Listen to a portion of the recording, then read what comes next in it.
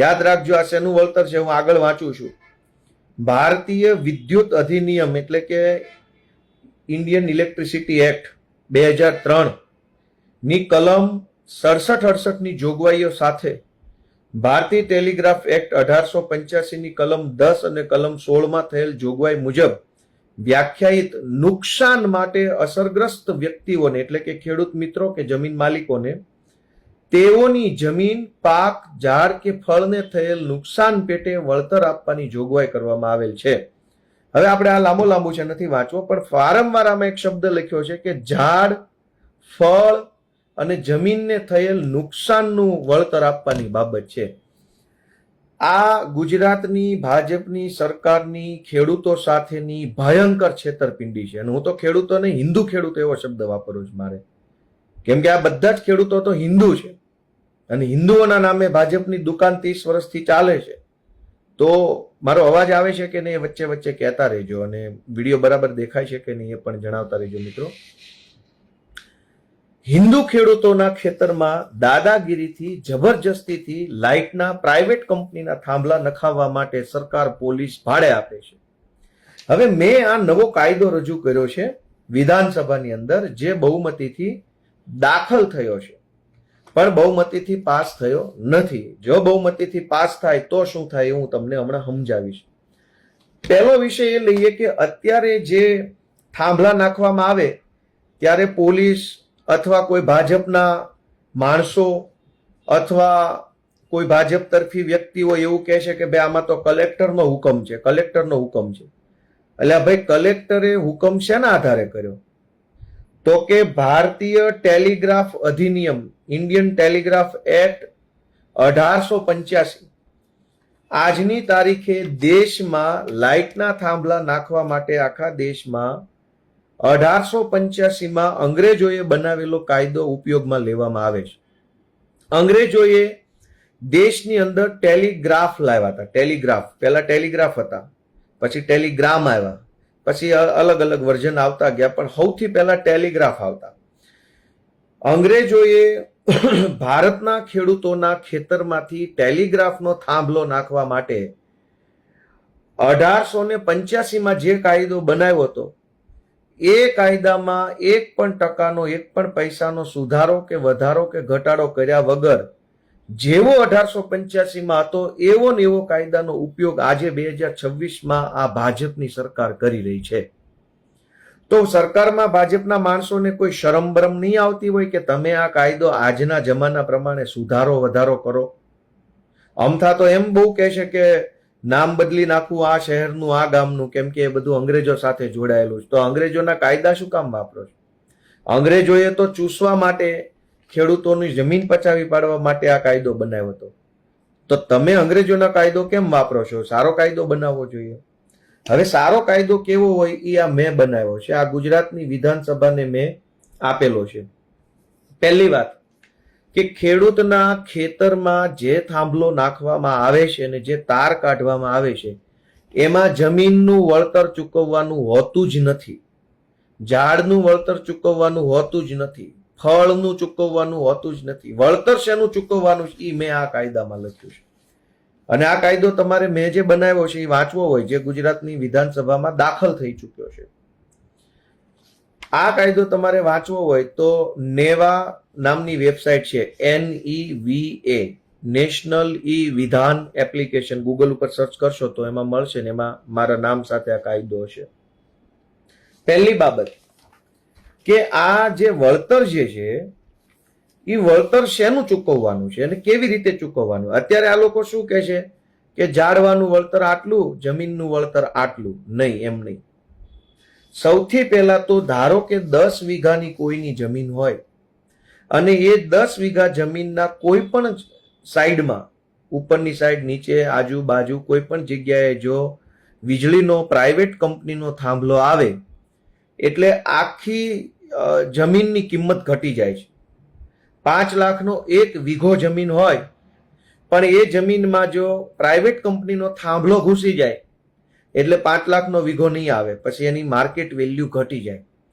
તો સરકારે સૌથી પહેલા જે જમીનની માર્કેટ વેલ્યુ ઘટી જાય છે, બજાર ભાવ ઘટી જાય છે, એ ઘટેલા બજાર ભાવનું વળતર આપવાનું છે. એની તો કોઈ ચર્ચા જ કરતા નથી અને વાતો એવી કરે છે કે ભાઈ અમે ઝાડવાનું ને પાંદડાનું ફળ ફૂલનું વળતર આપી દઈશું. ના, એનું નથી આપવાનું. કોઈ પણ જમીનની અંદર સરકારી થાંભલો કે પ્રાઇવેટ થાંભલો આવે એટલે એ જમીનની કિંમત ઘટી જાય. આખી કિંમત ઘટી તો એ જે ખેડૂતને જમીનના બજાર ભાવમાં નુકસાન ગયું એ નુકસાનીનું વળતર કંપનીએ અથવા સરકારે ચૂકવવું જોઈએ. પરંતુ હાલમાં ભાજપની સરકાર કે પ્રાઇવેટ કંપની આવું કોઈ વળતર ચૂકવતી નથી અને આવું વળતર ચૂકવવું ન પડે એટલે ભાડે પોલીસ લઈને આવી અને ધોકા પછાડી દમદાટી મારી અને પ્રાઇવેટ કંપનીના થાંભલા ખેડૂતના ખેતરમાં નાખી દેવામાં આવે છે. નંબર એક થઈ ગયો કે આ જમીનની માર્કેટ કિંમત ઘટે એનું વળતર આપવું જોઈએ. નંબર 2 કે અત્યારે ખેડૂતના ખેતરમાં થાંભલા નાખવામાં દાખલા તરીકે આવે, કંપની એમ કહે કે હું 2 લાખ વળતર આપીશ, ખેડૂત એમ કહે કે મને 5 લાખ વળતર આપો તો હું નાખવા દઈશ. 5 લાખ આપે તો પણ ખોટું છે, 2 લાખ આપે તો પણ ખોટું છે. કેમ? ધારો કે આજના ખેડૂતે 5 લાખ રૂપિયામાં સહમતિ દર્શાવી અને થાંભલો નાખવા દીધો, કાલે એ જમીનના 2 ભાગ પડે ભાઈઓ વચ્ચે, એક નાના ભાઈ અને મોટા ભાઈ, ત્યારે કોઈ એક ભાઈના ભાગમાં થાંભલા વાળું ખેતર જશે. એ વખતે શું?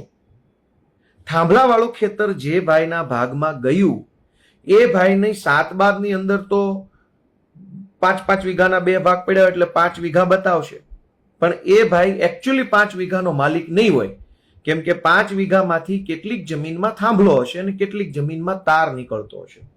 તો એ વખતે જમીનનો વારસાઈથી ખાતેદાર બનનારો જે માણસ છે એના હકનું અધિકારનું શું? એનો જવાબ પ્રાઇવેટ કંપની પાસે કે ગુજરાતની ભાજપની સરકાર પાસે નથી.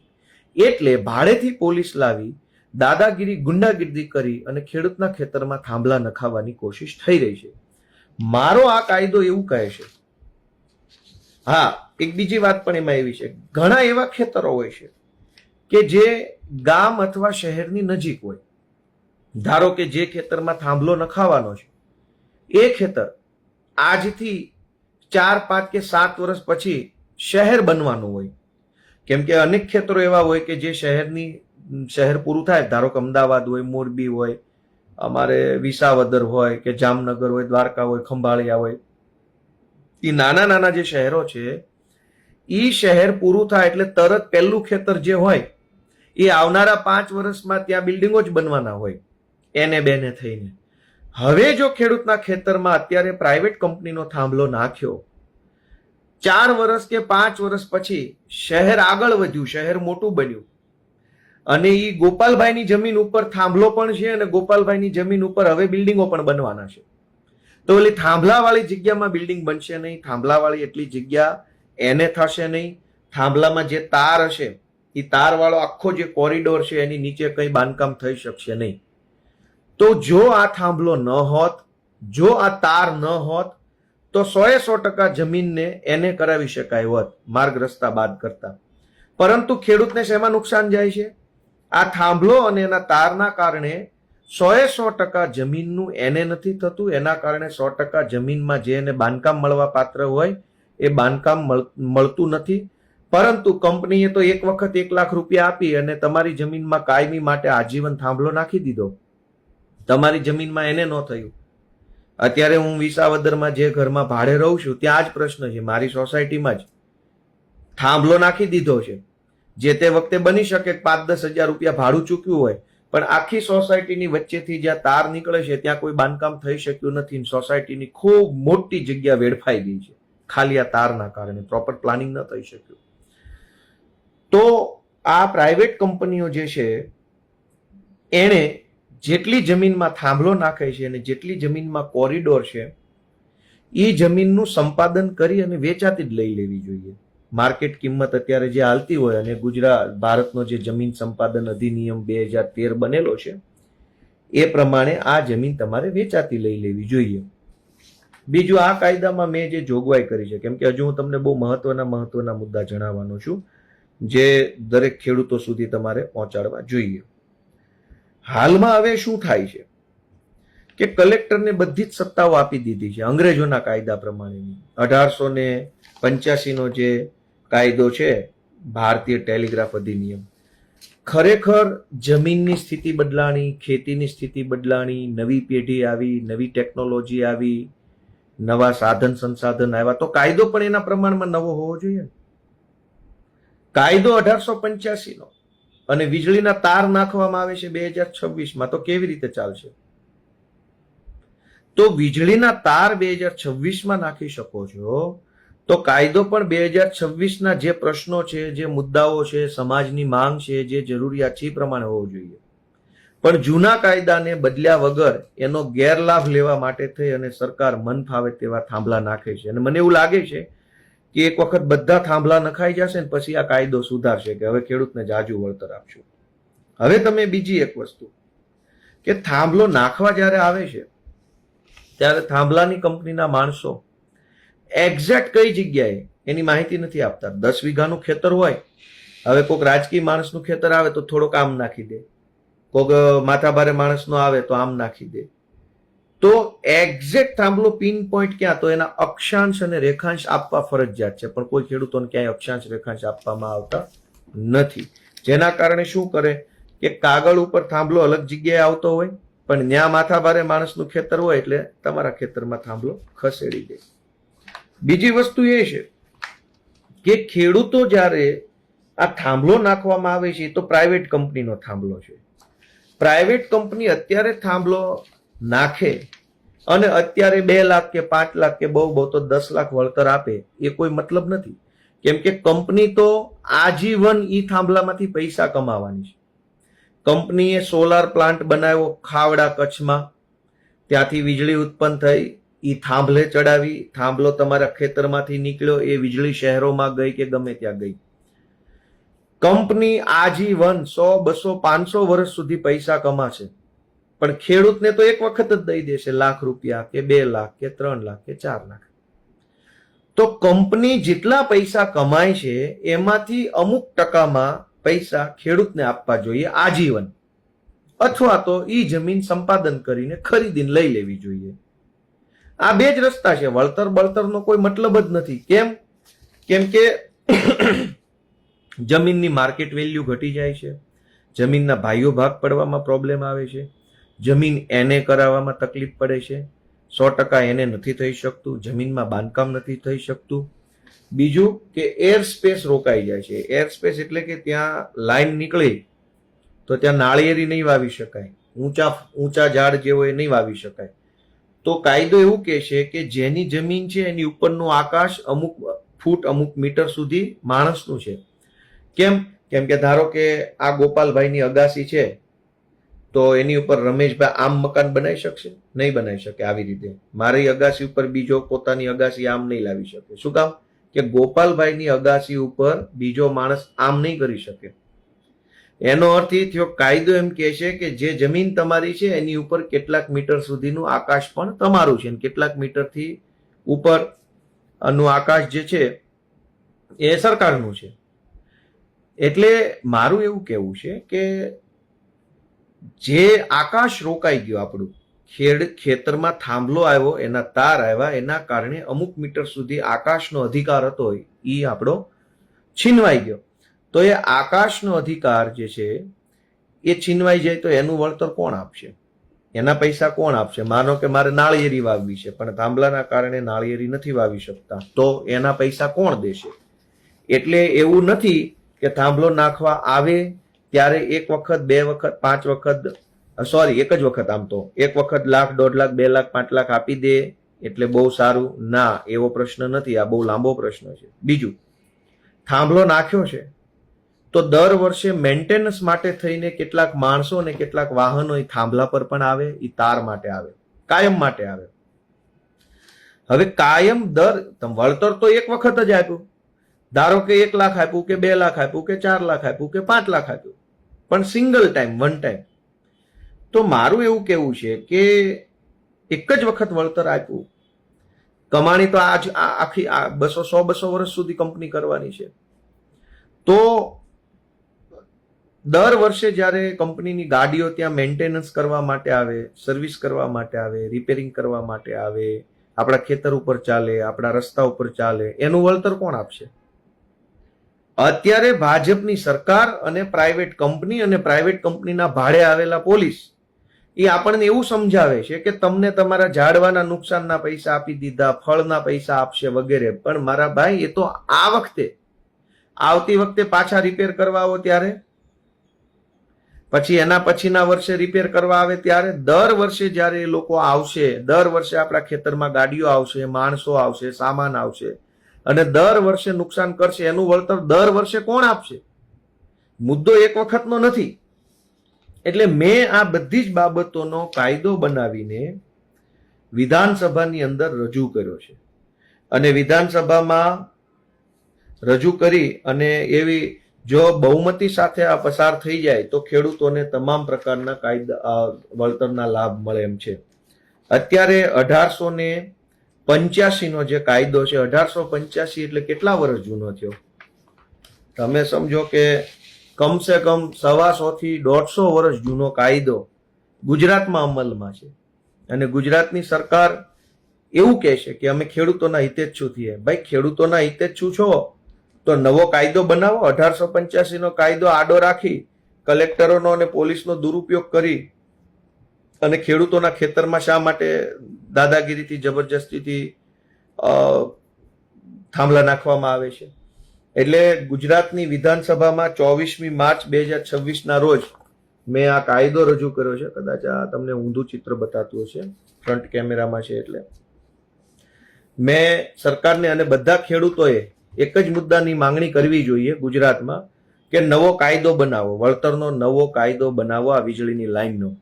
એકચ્યુઅલમાં દોસ્તો એક બીજો પણ પ્રશ્ન છે કે આ પ્રાઇવેટ કંપનીઓ એ ભાજપના નેતાઓને ધરાઈને અબજો રૂપિયા આપે છે અને આ ભાજપના નેતાઓ કાયદો સુધારતા નથી.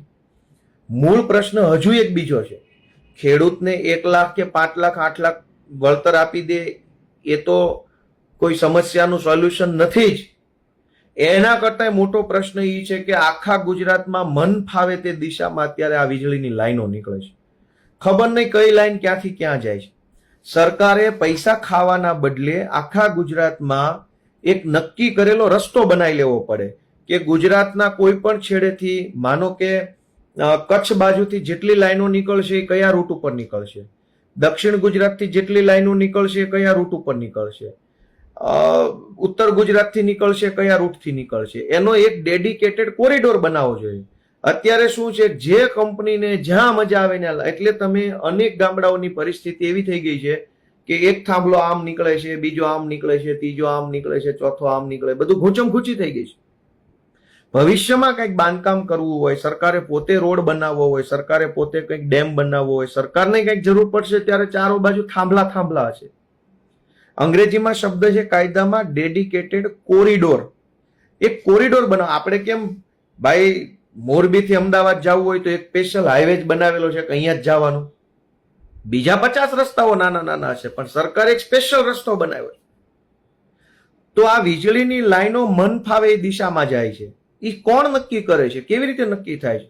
અત્યારે અનેક હાઈવે ઉપર નીકળું છું હું તો, પાર્ટીના કામથી, સમાજના કામથી દરેક હાઈવે ઉપર હું ફરતો હોઉં છું.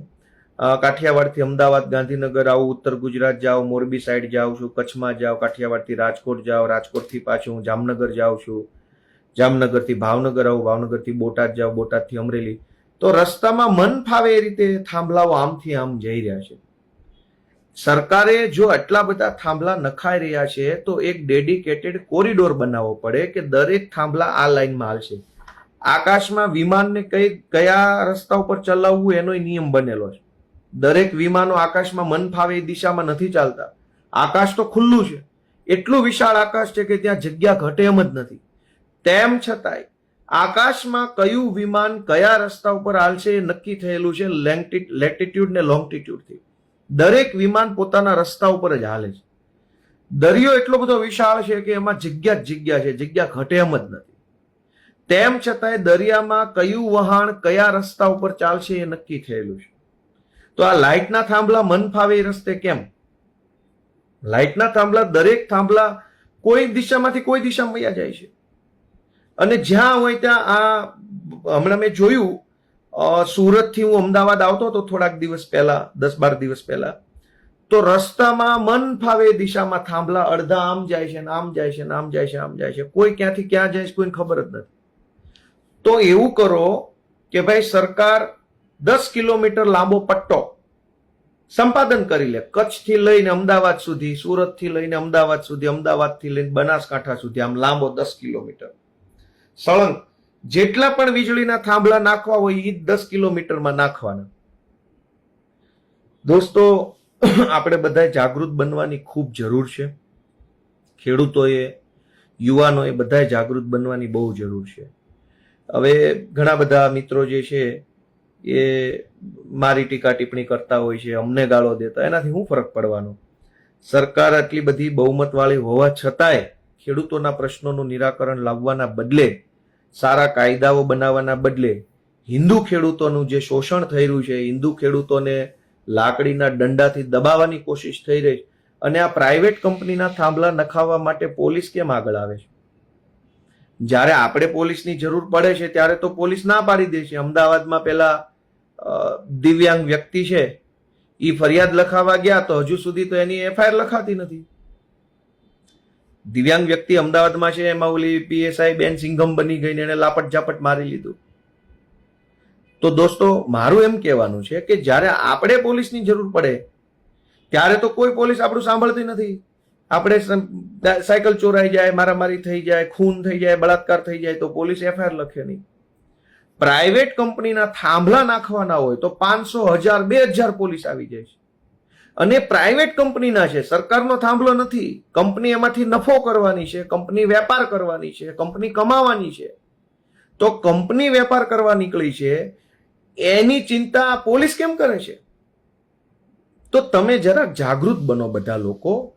આ હિન્દુ ખેડૂતો છે, હિન્દુના દીકરા છે, પોતાના દિલની અંદર ભગવાનને સ્થાન આપેલું છે, એવા બધા મહેનતુ ખેડૂતો છે. એ હિન્દુ ખેડૂતોને પ્રાઇવેટ કંપનીઓ માટે થઈ ગુજરાતની ભાજપની સરકાર પોલીસ મોકલીને માર મરાવે, એ કેટલું વ્યાજબી છે? એક હિન્દુના દીકરા તરીકે આપણે બધાએ વિચારવું પડશે કે હિન્દુ, મુસલમાન, ભારત, પાકિસ્તાન કરીને ભાજપ મત લઈ જાય છે. પછી પોલીસ તો તમારા માટે છે નહીં, પોલીસ તો કંપની માટે ભાડે આપેલી છે, અને ભાડાની પોલીસ છે. એ પોલીસને કંપની ભાડું ચૂકવે છે. તો દોસ્તો, એક હિન્દુના દીકરા તરીકે આપણે બધાએ વિચારવું પડશે કે આ કેટલું વ્યાજબી વસ્તુ છે. આપણી જમીન પચાવી પાડે છે, 1,00,000, 1.5 લાખ, 2 લાખ આપીને. પછી ભવિષ્યમાં એ જમીનના રેવન્યુ પ્રશ્નો થશે, એનો ઉકેલ કોણ લાવશે? ભવિષ્યમાં ભાઈઓ ભાગ કરવામાં તકલીફ પડશે, ભવિષ્યમાં એને કરાવવામાં તકલીફ પડશે, ભવિષ્યમાં એ જમીનમાં કૂવો ગાળવામાં તકલીફ પડે, ભવિષ્યમાં એ જમીનની અંદર બાંધકામ કરવામાં તકલીફ પડે. મુદ્દો માત્ર વળતરનો નથી. દોસ્તો, યાદ રાખજો. દરેક મિત્રોને 2 હાથ જોડીને વિનંતી છે કે આ ખેતીમાં થાંભલા નાખવામાં આવે છે, એમાં મુદ્દો વળતરનો નથી જ. વળતર તો 5 લાખ આપે તોય શું ને 25 લાખ આપે તોય શું? વળતર મુદ્દો ભવિષ્યનો છે કે ભવિષ્યમાં આ જમીનના ભાઈઓ ભાગ પાડવાના, ત્યારે થાંભલો કોના ભાગમાં થશે? જેના ભાગમાં થાંભલો આવે એ છોકરાને સરકાર શું આપશે? કૂવો ગાળવો હોય તો શું થશે? બાંધકામ કરવું હશે તો શું થશે? જમીન એને કરાવવી હોય તો શું થશે? જમીન વેચવી હોય તો શું થશે? આ તકલીફોનું સોલ્યુશન લાવવાનું છે. માત્ર વળતરનો તો મુદ્દો જ નથી. 5 લાખ કે 25 લાખ એ મુદ્દો જ નથી. મુદ્દો આપણી જમીનનું રેવન્યુ રેકર્ડ જે છે એની અંદર શું થશે એનો મુદ્દો છે. એટલે મારી બધા જ મિત્રોને નમ્ર વિનંતી છે કે જે તમારા મિત્રો હોય, ભાઈબંધો, દોસ્તારો, એને જાગૃત કરો. સરકાર માત્ર કંપનીઓ માટે કામ કરે છે, પોલીસ કંપની માટે કામ કરે છે, અને આપણી જેવા હિન્દુના દીકરા, હિન્દુ ખેડૂતો માટે સરકાર કશું જ કરતી નથી.